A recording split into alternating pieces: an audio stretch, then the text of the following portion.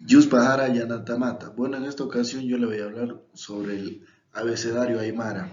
Aymara Achacá.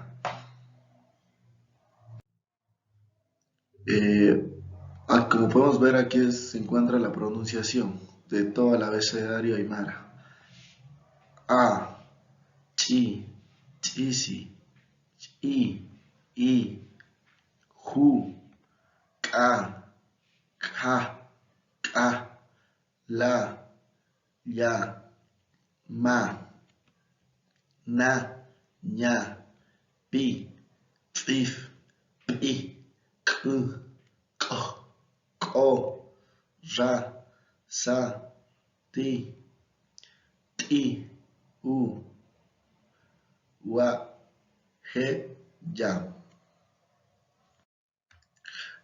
Bueno, estas son las letras que no hay en el alfabeto aymara, como ser la letra B, la letra C, la letra D, la E, la F, la G, la H, la O, la B y la Z.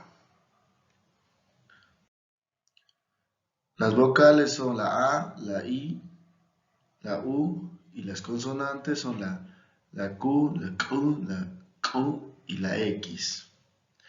Bueno, eso sería todo sobre el abecedario aymara. Yuspagara Tinki Nakhata.